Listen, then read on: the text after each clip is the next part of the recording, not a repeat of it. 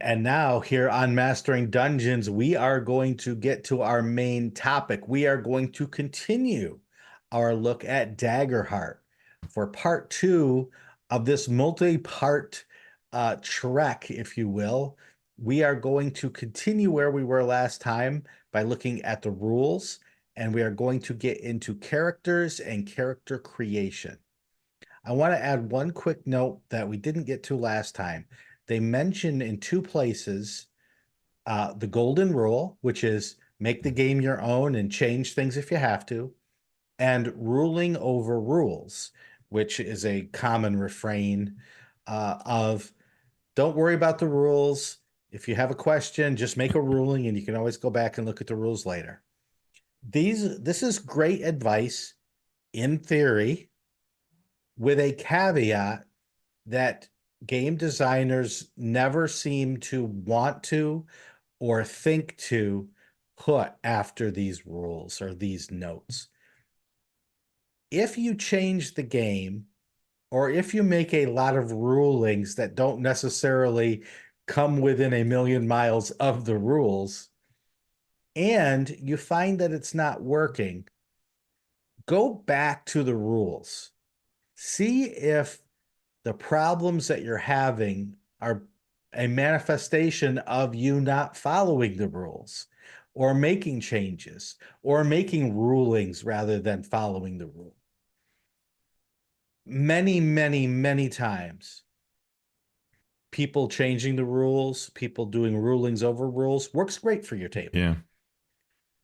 There's always the chance, and I see it so many times, where someone gets online and says, this game's terrible. And then you say, well, what's wrong? Or this rule is terrible. And you say, well, what's wrong with it? And the person tells you, and it's often a player, and it's often the answer is, well, guess what? That's not the rule in the rule book. Or a Yeah. game master saying, how come this game doesn't work? And we say, how did you run it? And they explain, and you say, well, the initiative system that we put into the game handles all of these problems that you seem to be experiencing by your homebrewed initiative rules. So it's great to put this golden rule and this rulings over rules stuff into your game. I would always add that second part. Yeah. Yeah. And sometimes it's used a little bit as a sort of like, so if this isn't perfect, don't worry. And you got to be careful with that kind of wording, because no, we expect you to make great games, designer. Yeah. And Yeah. yeah, of course, if I want to, I can make changes. The more the game is interconnected, which this game is the kind of thing where you're like, well, what's the gameplay impact of this thing? And it might not be very obvious at first. And so the more that a game like this has lots of different parts that may intersect or may be part of the expected power level or not power level, right? Like that's it's hard to tease that out, even if you are an accomplished game designer, when looking at a game that has this many moving parts. So with that little note out of the way, let's dive into creating a character for Daggerheart. Every game that is presented clearly and presented well has a step-by-step guide for setting up your character. When I created the character for the game I played, and I assume, Teos, you, for the game you played, used Demiplane? So I used a pre-gen, though I did separately go into Demiplane and play around with that because it was such a nice system. Yeah. So I built a character step-by-step using Demiplane, not using the step-by-step guide given in the rules. So what I've done here is gone to the rules and given the step-by-step paper copy rules process as opposed to Demiplane. Yeah. So the first step is choose your class. You have several choices: Bard, Druid, Guardian, Ranger, Rogue, Seraph, Sorcerer, Warrior, and Wizard. After you do that, you also get to immediately choose a foundation. There are 2 foundations per class, and you can think of them as subclasses. So the Sorcerer, for example, that I played, you could choose to be able to deal with the elements, so fire, ice, and so on, or dig down and change the very essence of the magic you use. Uh, the Night Stalker and the Syndicate are sub foundations for, I believe, the Rogue. I'm not sure. I think it's the Rogue. That sounds right. Uh, so you do that right away before you do anything else according to the Yeah, rules. rogue. Each class will then give you abilities, and each foundation will also give you at least one and possibly more abilities. There are a lot of terms here, Shawn, that I found a little like hard to remember. So I would read Mhm. like foundation, be like, oh, okay, that's what defines my class. And then it would say, oh, choose your domain cards. I'm like, wait, which is which? Like there's there are a number of terms here. And finding all these, right? Your traits, okay, that's really my ability scores, your background, your experience. There are a lot of it takes a while to kind of have this gel in your brain, so it's something worth aware of. And I just kind of pulling back out, I think one of the reasons you and I are enjoying reviewing Daggerheart is because it is a meaty enough game that it has a lot of these pieces to it, and Mhm. thinking through why they exist is actually really interesting and really telling. Why did they have both a background and an experience, right? What's the work that's being done in this game? And it's interesting to see that. Yeah, it goes to the game design understanding that there are all sorts of things you could do. Mm-hmm. And there's going to be a fan out there who will really love everything you could do. The question is, do you do everything that you could do, or do you focus on what you should do? Yeah.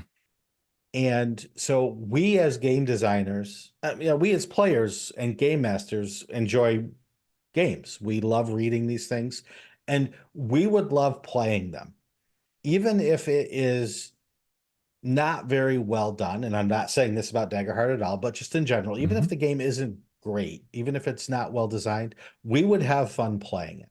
Oh yeah. But at the same time, in the back of our minds, we would be saying, oh, this does not work, and this is why. Yeah. This Or, does not or work, and this is why. And I would yeah. change it this way to make it a Yeah. game for me. Right. And even around market appeal, because one of the things that I find is actually the more I read Daggerheart, the more I think, I could really play this. I like this. And I think that once I remember it and I comprehend it properly, I could actually really get into how this works. In fact, I think a lot of my players who like 13th Age and 4E, they would really enjoy this. I also find myself thinking, I'm not sure that it's good to have this much here in terms of broader appeal, unless you deliberately are trying to create this kind of experience. And again, it's just a critical role RPG, and there are going to be many others versus the critical role RPG, right? So some of it depends on what you're trying to accomplish with the game. This is a very meaty game with a lot of parts that make it hard to explain, what is your class foundation? What does that mean again? Mm-hmm. Yeah. Is that the same thing as Yeah. domain? Is it different? No, it's different. Okay. That kind of thing. Yeah. For sure. Yeah. Along those lines, I could see players who don't like really crunchy games loving this. Mm-hmm. And I could see players that really hate crunchy games loving this. And I Mm-hmm. could see players that really love crunchy games hating this. And I could see so many different angles that a player might come at this with, because it's crunchy, but it's not. And it's complicated, but it's not. And it's Yeah. easy, but it's not. Uh, and so we're trying to pull apart all of these things. And one of the things is terminology. If you Yeah. have too much terminology and too many different things meaning different things, but they're connected, it can make it very hard to parse out and communicate gameplay for a Yeah. new player or even for existing players. One thing they do here that's really nice is and it takes a little bit to kind of say this, but there is a character sheet for every class. Mhm. those character sheets actually do a lot of the heavy lifting around comprehension of all this stuff, right? Because they do things like put the evasion box next to the armor box, so you remember that those are two actual things that are different. They for your on the back of the sheet, they'll say things like, hey, inventory, choose this or this. Here are your suggested blah, blah, blahs to take. Character descriptions, circle one of these things from every line, right? What are your eyes, your body, your clothes, background questions to fill in, connections to fill in. All of that becomes easier with this specific character sheet that's for each class. Yep. And it's something that Powered by the Apocalypse games, especially Dungeon World, do. Mm-hmm. Right? You get a little playbook for each Yeah. class, and it doubles as your character sheet.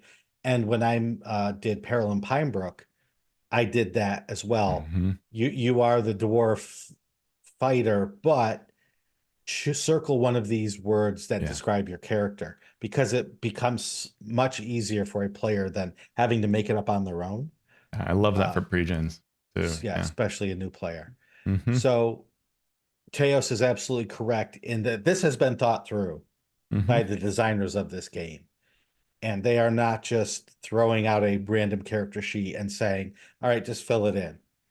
So there is a new character sheet for every player, which 99% of the time is great. It can then become complicated, though, if the game master doesn't have a complete grasp of what's on everyone's character sheet. Because Yeah. normally you hand a blank character sheet and you can say, fill in this box with this. If everyone's character sheet is slightly different, you need to be aware of what that character sheet looks like in order to be able to teach the game to everyone at the table at the same time. Yep. So you choose a class, you choose your foundation, your subclass. Other things will come from this, but you can write in all of the powers that you get, all the abilities you get. Then next step is choose your heritage. What is your heritage? Your heritage is really two different things. Your heritage is your ancestry plus your community. So your ancestry is what we would probably call species. It is right who you are at that biological level. Yeah. Yeah. Community is where you grew up and what culture you have been a part of. Yeah, just I was gonna say, kind of to understand, like, let's say I choose class druid, right? Then my feature or my subclass, I would get to choose whether I want to be the warden of the elements, where I do a lot of sort of like fire, earth, water, fighting, tactical stuff, depending on how I might go within that. Or I could choose to be warden of renewal, which is a healing path, powerful magic to heal your party members. And that's sort of that initial choice, right? Am I going to go on kind of blasting and utility, or am I going with this healing? Then I would say, okay, maybe I want to be a orc, or I want to be a goblin, or I want to be kind of the monkey version they have called Simia, or the ribbit frog. And then I would say, okay, community, maybe I was from the sea, so I'm seaborn. And that starts to pull this all together. Yeah. And what I like about the playtest manuscript that I'm looking at right now is that they give you just a touch of the information. They don't go into any more detail than that. You Mm-hmm. don't know what powers you're going to get by choosing a class. You don't know what powers you're going to get choosing the foundation. You Yeah. don't know what powers you're going to get choosing your heritage, ancestry, or community. It's just a word and maybe a brief description, but that's it. Yeah. So if you are a new player, you have the information to make a choice, but you don't have any of the details, which can be helpful for new Yeah. players. For experienced players, you'll have to go to a different chapter in order to look up what all of this means. Right. And I'm okay with that. Yeah. Yeah. Me too. Mm-hmm. Mhm. Once you have chosen then your class, foundation, heritage via ancestry and community, you choose your character traits. This is what we would call abilities in D&D. The character traits in Daggerheart are agility, strength, finesse, instinct, presence, and knowledge. Pretty similar And to D&D. yep, yep. And this is useful as well. Right in the step-by-step guide, it tells you what some of the things you should do with each of these traits is. So agility says sprint, leap, or maneuver. Strength says lift, smash, or grapple. Finesse, control, hide, or tinker. Instinct, perceive, sense, and navigate. Presence is charm, perform, or deceive. And knowledge is recall, analyze, and comprehend. So, right there, you get a very brief description, 3 words, and then maybe 1 or 2 sentences that describe what each of these traits means and does for your character. Yep, pretty cool. Yeah, and they give for the class on the character sheet, it has recommendations of what to do.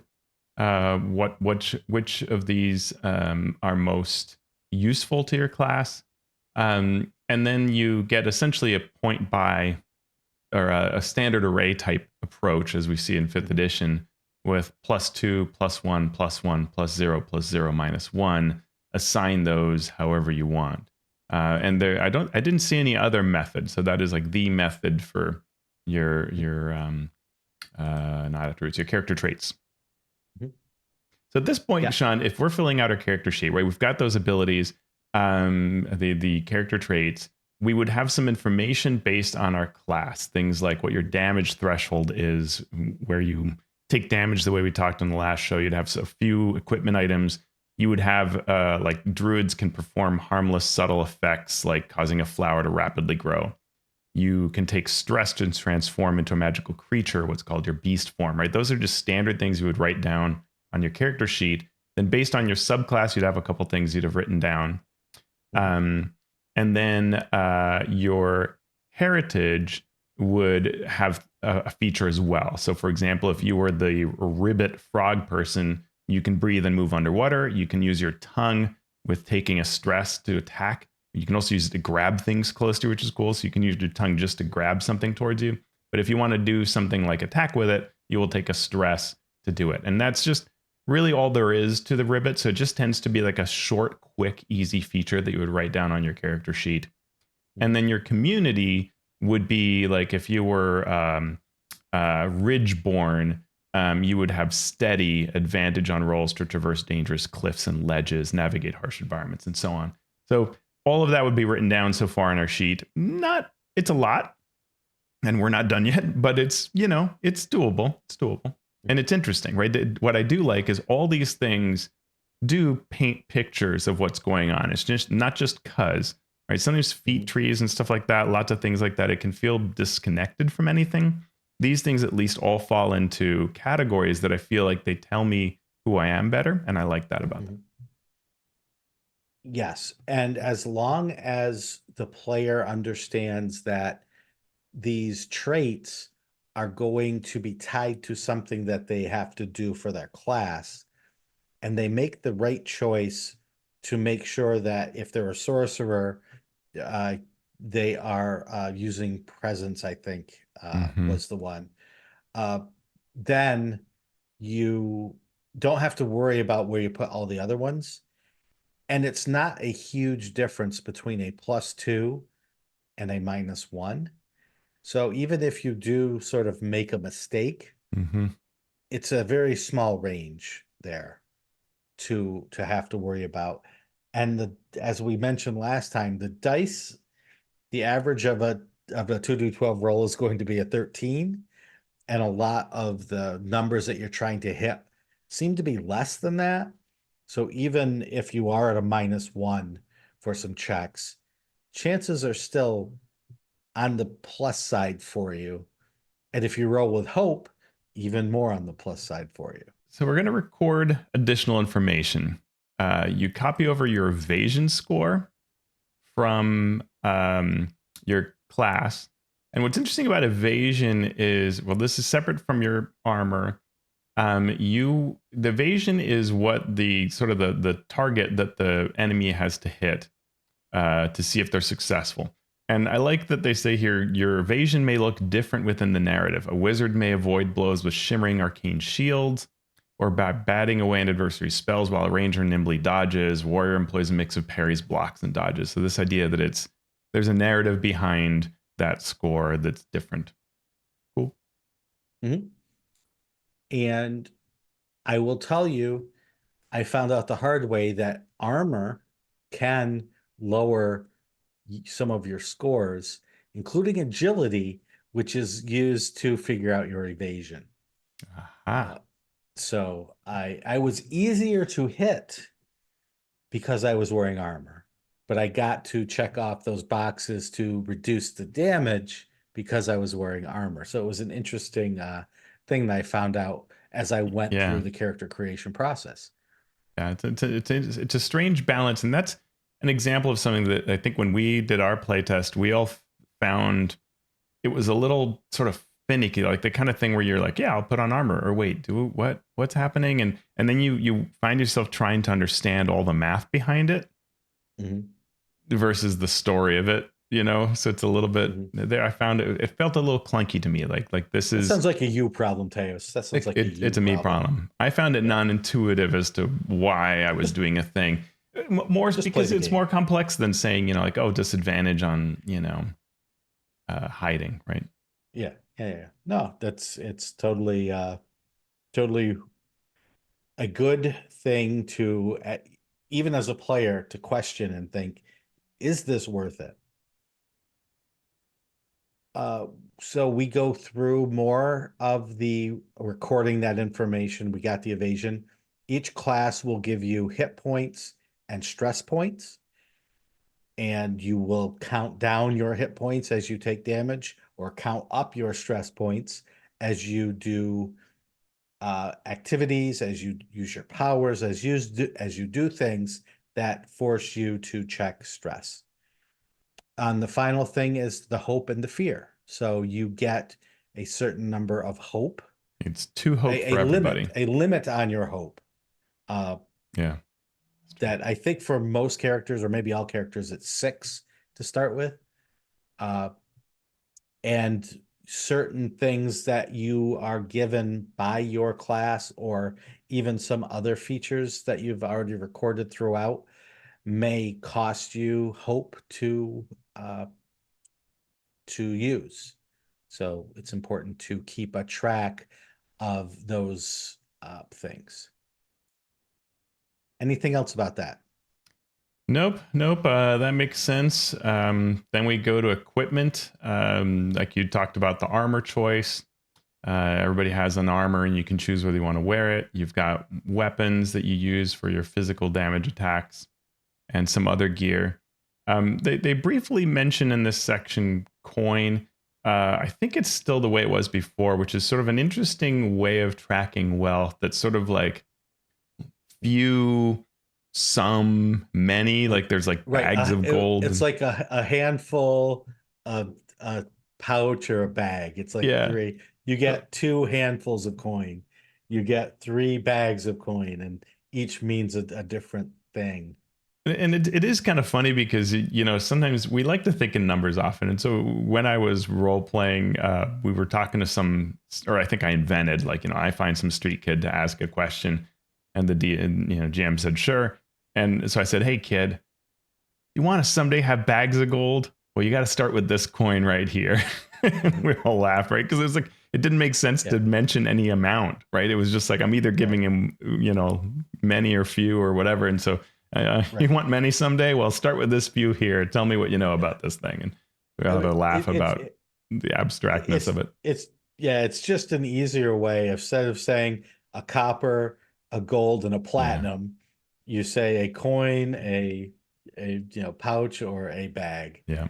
And you get 3 bags of coin. You can just say instead, I get 3 platinum, and it sort of means the same thing Tell me about with a background, Shawn. little less booky. I will tell you about background, Teos. So here's what you do.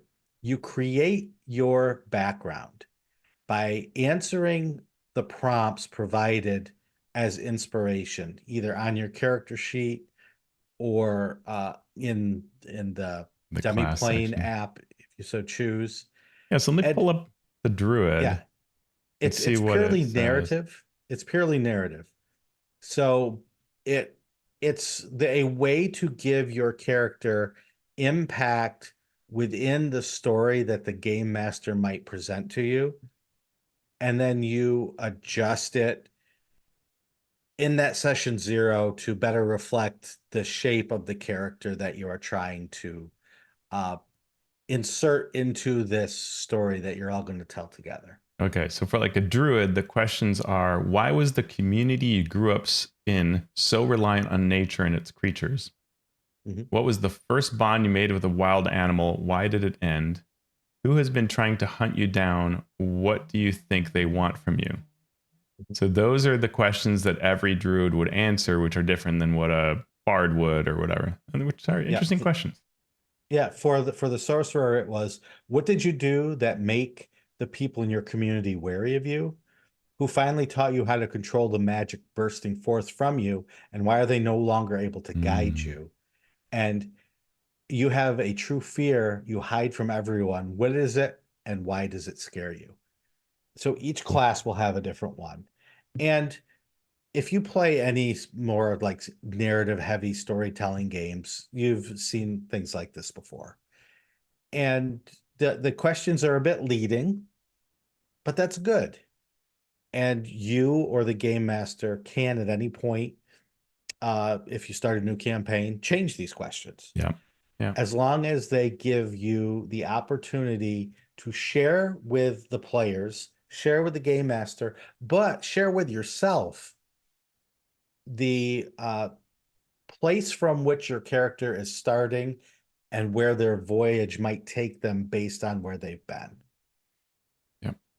Cool. I mean, it's a No neat narr or idea. That no just mechanical, no yeah, mechanical anything to do with this. yeah. I mean, and that's kind of a nice thing, right? Like questions that are just meant to make you think about what kind of a character you are, and I think that's a neat place. Mhm.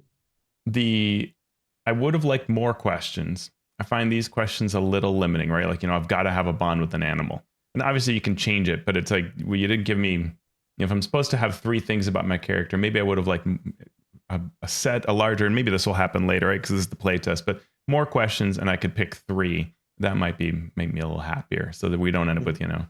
everybody having the same questions. It it's very true. Uh, let's go to the next step, which is choose your experiences.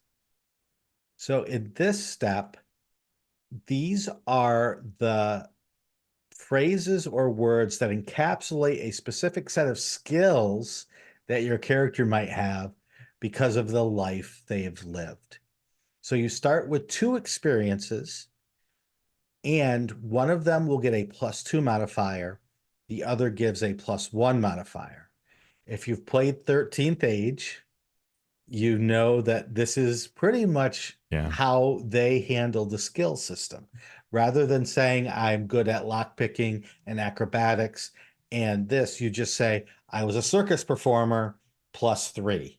So Yeah. anything that would apply in game with your circus skills, you can just say, since I was a circus performer, I did this. If you're familiar with Fate, you also know that this is Hmm. an aspect that you can then use a Invoke. fate point to invoke and spend to gain benefits.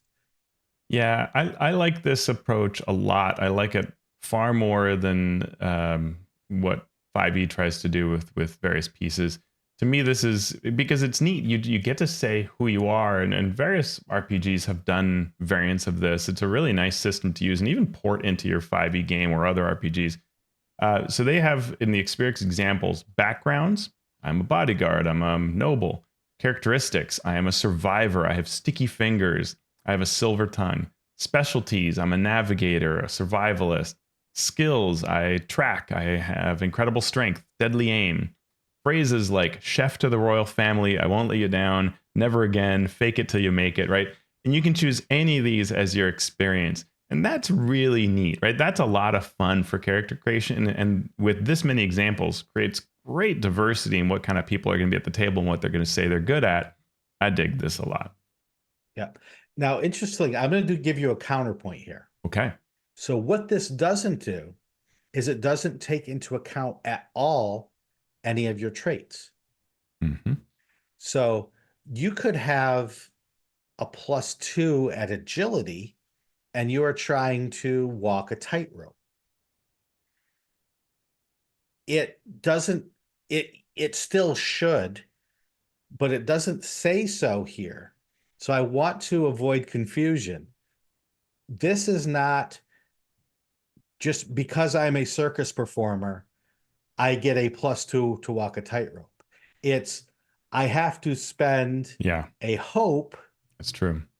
to add the +2 to the agility check that I'm already making to walk across the tightrope. I've seen a Yeah. little bit of confusion about that for people who aren't familiar with RPGs. Yeah. So I want to call that out. This is added on after you've already done your figuring for what trait to use for a check. Yeah, and I think the pre-gens that I played, at least in the first time I did it, it was not clear how this thing worked. Mhm. It made me think that it was a very specific time that I would use it for very specific types of things, versus it's a lot more broad. But yes, you must fuel it, which was clear on my pre-gen, Yeah. that's the way it worked. But I like that. I think that Mhm. that's a fair way to have it Yeah. um, work. The other thing that and maybe this is by intention, that when you are like, these things make a lot of sense in skill situations. In combat, generally you probably want to hold this currency for something else, and I'd have to play Mhm. more to I don't know if you have a feeling for this, like how well it works, to where I found like I wasn't using my experiences in combat much because the fuel for it was needed for other things. I don't know if you've found that or how it's been. Yeah. I think people who are used to playing storytelling type games that use exactly these aspects, if we talk about Fate, are used to using them in combat. Whereas if you come from a more D&D side of things, you separate skills from combat in some way so that you think of these as these are things I use outside of combat. And then in combat, all I use are these powers that my class gives me, maybe something that my heritage gives me. But these should be just as applicable in combat as they are outside of combat. But as you said, if you have to spend 2 hope to use a power, the question of do I spend one more hope to add a +2 to that is a question that is, it's a game mechanical relevant question. Yeah. Yeah, for sure. Hmm. And the other thing I want to say about this is when we look at a game like third edition D&D, like a D20 system that has a long skill list, some people love that sort of thing because they get to mechanically pick out exactly what they want. And those types of systems work best when they are super crunchy. Right. When they are, oh, if I have a +3 in this, I get to add a +2 to this, and I can really use it in these specific tactical situations. Tumble. I'm trying to avoid an opportunity attack. I think it was an attack of opportunity in third edition. So I know exactly when I can use this, and I know what my score is, and I know that I need an 8 on the die to do it. And that works great to have that Yeah. granularity in that. This is great for its simplicity and its quickness. What I don't love is when we get caught in the middle, where we Mm, have a big long skill list, but it doesn't have that granularity. And it turns into a what do I use this for? What do I use that for? right. Whereas this is just my character took like a royal investigator for the king's court.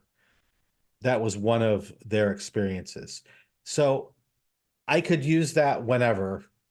Yeah. Right, I'm an investigator, so I could do this, and it's great as long as you understand that when you're building them, you want to word them in a way that makes them useful, Right. and don't Right. waste it by saying something like "I'm tall."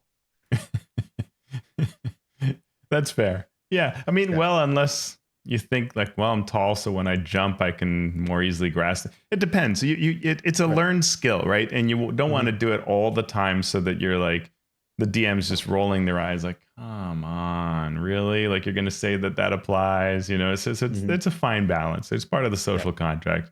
The other thing is that, you know, on the opposite side, it's easy for the GM to say something like, you know, make me a streetwise check as we would in fourth edition, but a little harder to say, you know, hey, what do you do to pick up this information? And then the players are like, well, I don't know, you know, like, Mhm. and it's a lot more fun when you can really have that familiarity with what is your plan for learning about this. And it can lead to really cool open play. But a lot of, especially new players, there's a lot of value to just saying streetwise time, folks, and like let's get that engagement, and we'll have enough open play around, in and around that. But let's, Yeah. you know, get some rolling going on, and you don't Yeah. quite have that same prompt, right?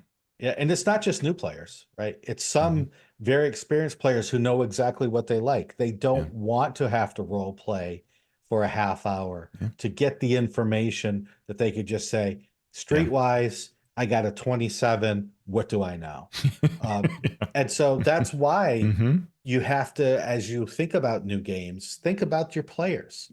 If you have a set group that you play with, Yeah, are they the kind of people that want to take 15 minutes to dig deep into their character and role play it and can make those sorts of connections, those narrative character driven connections? Because if they're not, then think very, very carefully about introducing them to yeah. games like this. The other thing that's happening here is, as part of creating your character, you know, you're going to go through this process and you're going to sort of hit this like, okay, I've chosen my class, I've chosen my what my subclass, Mhm. I've chosen my background, and now I'm getting to these experiences. So, do I want to kind of continue to play off of those other factors, and how is it all tying together? And that can be hard in games like this. I often find that some games, as I start working down the character sheet steps, I I'm zeroing in on who I am. Mhm. But a step like this late in the game, and maybe that's my thing that I'm noticing is late in the game to choose my experience almost creates new ideas and confuses what my character is. Right. You know, because I might see something like magical historian. I'm like, ooh, that's cool. But wait, my druid is about, you know, is this underground, you know, the seaborn, blah, blah, blah. Like, Mhm. oh, no, okay, maybe I shouldn't be a magical historian. Oh, but what if I was a sharpshooter? You know, it's Yeah. like, I almost feel like this can complicate things Mhm. in a game. Or like if I think of 13th Age is much simpler, where it's saying, what's your one unique thing? And then choose what your skills are based off of. And that's kind of largely be done with that, right? Here, there's enough going on that this can fight the rest of what you've come up with so far and cause you to go back and tinker more. And then that's where the GM says, all right, are you all ready with your characters? Somebody goes, no. Mhm. Yeah.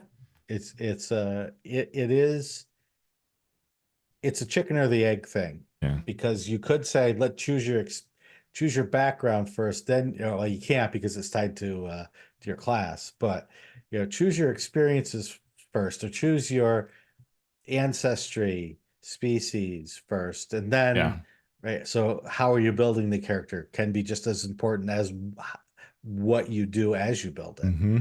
Uh, so you choose your experiences, and as you level, you're going to gain more experiences.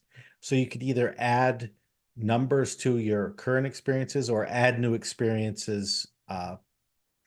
And the game also says you may choose an experience that's bad, that doesn't not Mm. bad, but it doesn't work mechanically. You never find yourself using it because of the way it's worded or because of the type of campaign that you're in. So feel free to change it. And That's something from Fate too. Uh, so that's a lesson learned that has been incorporated into this game. Yeah. 2 more steps to go. Hang in there, folks. Step 8, choose your domain cards. When you choose your class, you get 2 domains. There will be a deck of cards for each domain, and then you can start choosing powers from one or the other domain. Uh, at first level, you would choose 1 or 2, and then as you go up, you will choose more. There is an overlap of Yeah. domains. Mm-hmm. So, for example, Grace is a domain, and Midnight is a domain for the Night Stalker.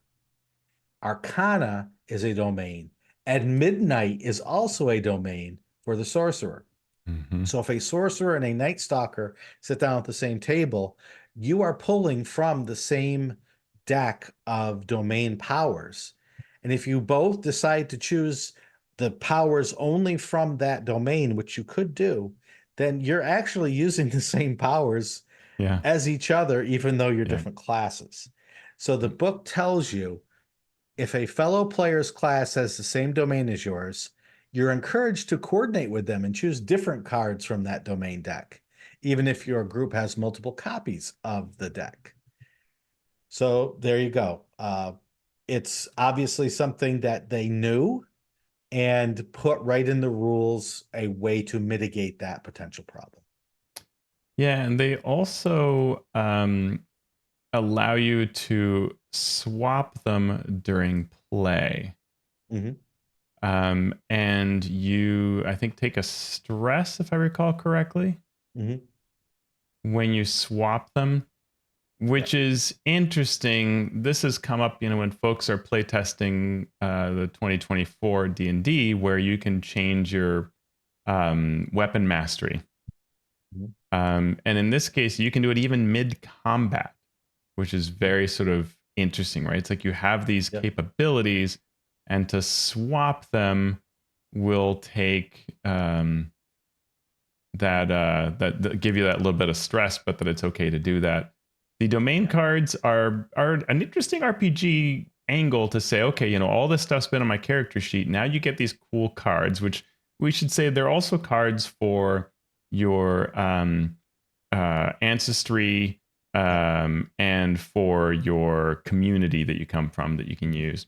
But these they show, gorgeous art, and they have symbols. So it looks a little bit like a trading card game where you see like, oh, look, I have, crossed swords on it telling me that it comes from this particular area, and an energy, what's it called? Recall cost. And so there's some, it's almost like learning Magic the Gathering. You've got to figure out what these symbols are and how to read off of them. And then in addition to then the rules that they provide for how to use that particular ability.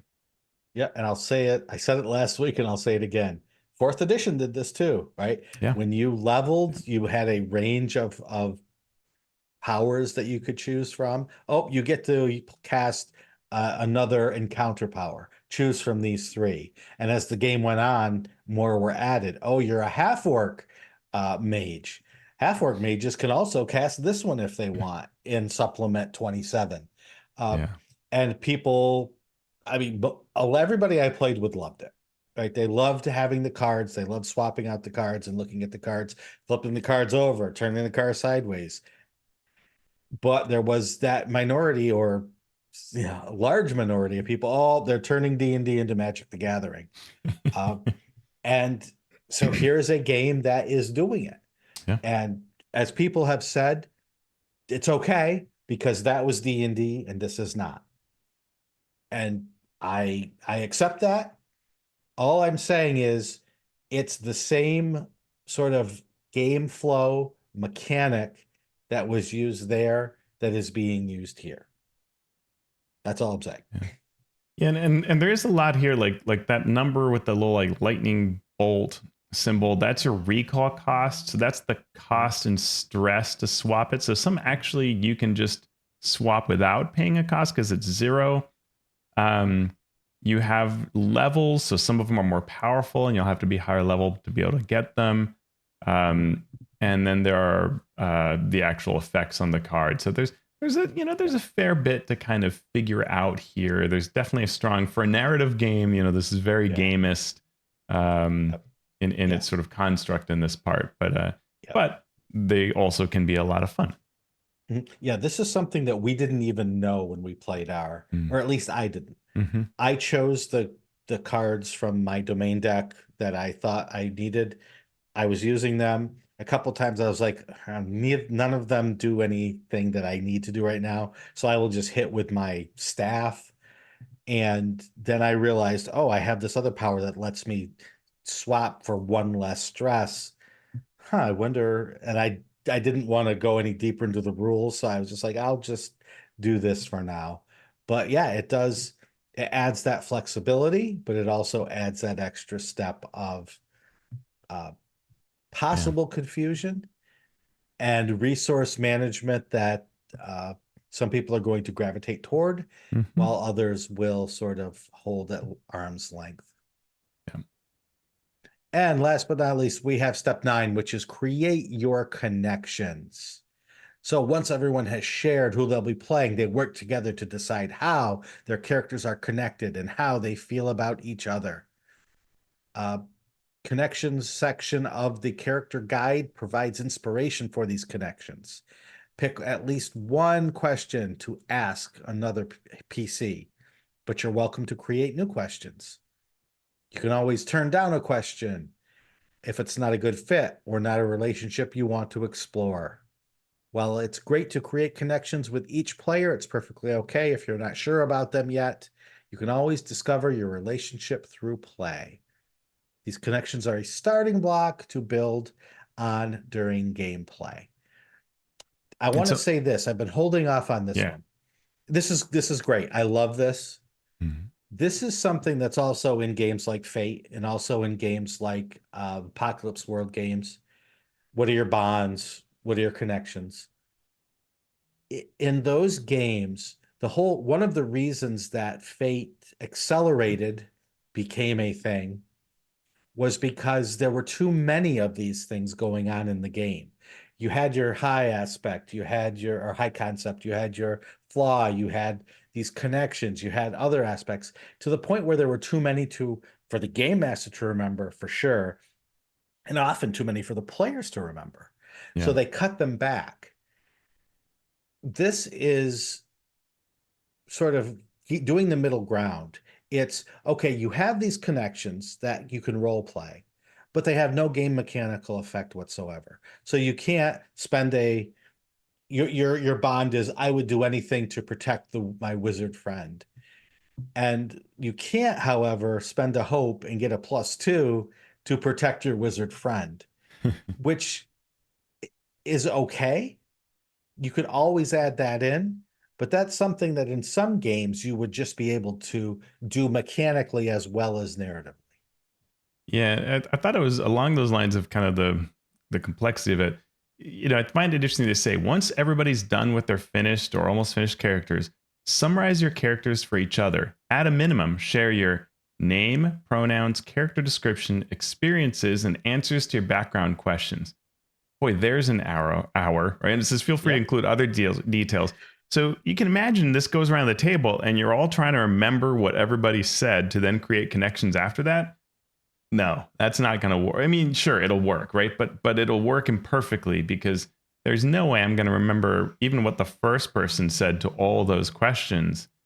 And that's where, I just go back to that simplicity of 13th age. When you tell me your one unique thing, I can fill in the rest, right? Because I am a dwarf made of clockwork that was the unique creation of a master craftsman. Cool. I can work with that, right? Like now I know what you're about and I could create a connection off of that pretty easily. But if you tell me 10 other things, Yeah. and I may pick a thing that isn't actually important to you because there's so many of these things, right? Like, I don't know. And so it's there's kind of too much going on in that step. They're also it's a little strange to me, this advice of create at least one connection. And then it kind of encourages you to do it with each player, but you don't have to if you want to do it later. It's a Yeah. little loose, and I've been given 3 questions, right? So, like, for example, for the druid, my questions are, what did you confess to me that makes me leap out into danger for you every time? Or what animal do I tell you that you remind me of? Or what affectionate nickname have you given me? So I have 3 questions, but I probably have 6 characters. That, so obviously I can create my own, right? But it's a little Yeah, off. I will say that when we did our playthrough, our two shot, we did character creation and all of this in an hour. Okay. Now we only had 4 players, Mm-hmm. and we were all pretty experienced with these other sorts of games where Mm-hmm. we can instantly make a connection and we know we have to do it quickly. If you ran a full 4 hour session zero where you do character creation and you do all the safety tools and then you do um, this sort of thing, I even with 6 players, I think it's okay. But you have to remember as the game master that there are some players that don't care about this and will check out. Uh, so keep that in mind if you do run a session zero where you think you're going to do all this, and check in with the players to see if they start to nod off as the one player that loves to tell you about their Yeah. character is in the 30th minute of their description of their clan's battle cry, and everyone else has got their head down on the table, uh, nodding off. Yeah. Okay, well, that's all the steps to creating a character. So next time we will continue with this talk where we get into, probably we'll talk about the individual classes and the heritages and what they can do, and then talk about gameplay, including the action tracker, which is the game Mm-hmm. master's tool for hopefully helping you tell a great story. Yeah. I mean, another Anything you want to interesting add, thing Teos? another thing that interests me is the world, because Mhm. a lot of times, especially in a playtest packet, you don't see a lot of world information, and there is actually a lot in here about that. This is I forget the number of pages, more than 300. It's a very big. Let's see, it is 316 318, pages 6. for the playtest. Now, yeah, sure, font, but there's not all that art, and yeah, so it's an enormous tome so far, and this includes a lot of world stuff that I'm very interested in, especially because Critical Role has a way of making worlds shine through actual play and novels and things like that. So it's very interesting to look at what they've done with that for me. For sure. Let us know, folks, And what you think. yeah, absolutely. If you've read it, if you've play tested it, we'd love to continue to hear your thoughts as we give ours. But for now, we need to get out of here. So we want to thank you for listening out there. We want to thank those who support our Patreon. Thank you to our Master of Dungeons supporters. In our show notes, we list all of our Master of Realms supporters.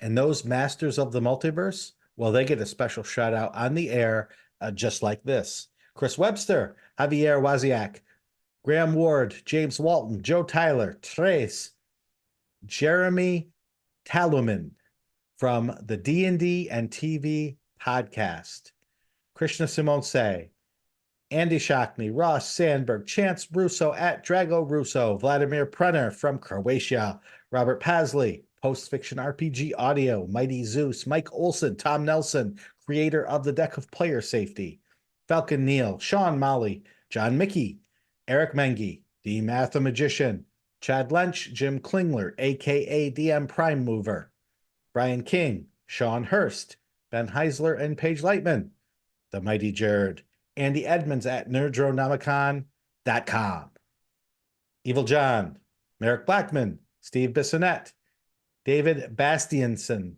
Craig Bailey, Lou Anders of Lazy Wolf Studios, and Keith Ammon of The Monsters Know What They're Doing. Thank you for your support. If you would like to support our show, you can do so. All you need to do is go to patreon.com/masteringdnd We really do appreciate all your support. It really helps us keep the lights on here and keep motivated in doing this thing that we do. You can also help us by leaving an Apple Podcast review or subscribing to our channel on YouTube. Teos, where can people find you and what you do? Find my latest blogs at alphastream.org, and from there you can find everything else. Shawn, where are you? I am on all the socials at Shawn Merwin, and the podcast is on all the socials at Mastering D&D. You can also leave comments on the YouTube channel by going to youtube.com/at Mastering Dungeons. We are now fully characterized in the Daggerheart rules. What are we going to do now?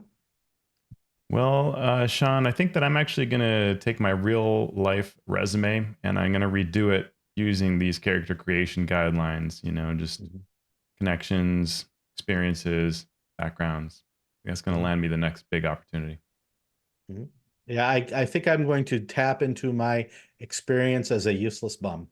Smart.